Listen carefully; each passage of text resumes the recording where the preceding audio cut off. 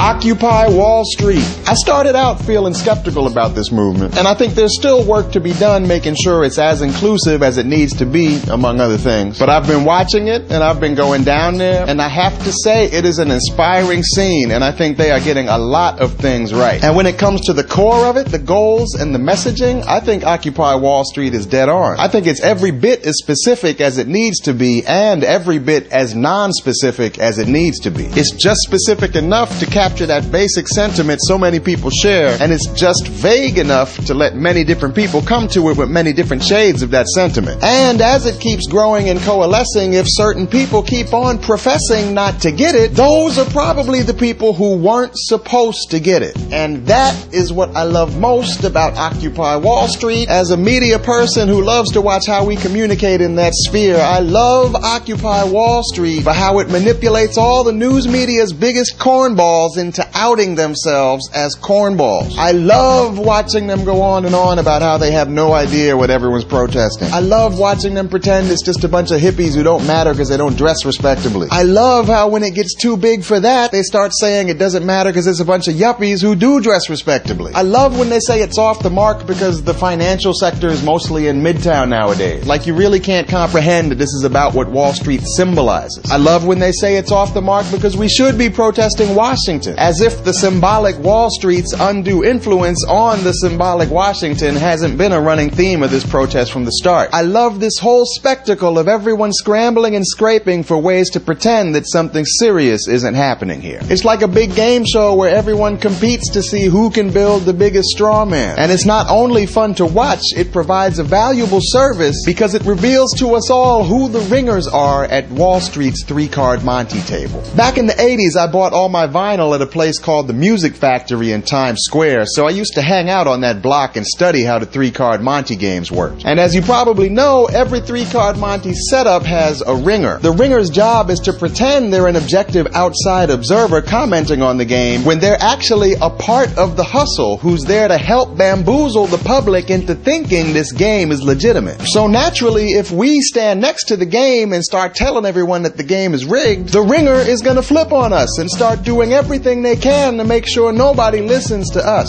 They're going to tell everyone we're a bunch of losers who are just hating because we don't know how to play the game. We're a bunch of card game hating socialists. They're going to try everything they can to discredit us so they can protect that game that they're so invested in. And it feels like that's what we've been seeing all month with Occupy Wall Street. And you might be thinking to yourself, my analogy is incomplete because those card games also have a lookout who's there to make sure the cops aren't coming to shut the game down. And they usually have some muscle who's there to intimidate us from messing up the game. And you'd be right, but that's how this version of the game is different. In this version of the game, the hustlers don't need lookouts because the cops don't want to shut down the game. In this version of the game, the cops are the muscle who are there to intimidate us from shutting down the game. And that's not to say I think every police officer is a bad guy. I suspect that many rank and file officers are sympathetic to this cause. But the police, as an institution, their function in this game has been to step in and quiet us down whenever we shout at the top of our lungs that we think this whole game is rigged. So like I said at the beginning, I think there is a lot of work yet to be done and a lot of cards still have to fall just the right way for this to become everything that it could be. But I do think it has incredible potential. I think it's already accomplishing big things. And even if it doesn't accomplish anything else, I think Occupy Wall Street has provided a vital service simply by making it clear who the ringers are and who the muscle is at Wall Street and Washington's three-card Monte table. And I just hope the movement is sharp enough to survive this next stage of the game where they realize they can't shut us down, so they start trying to co-opt us instead and make us a part of the game.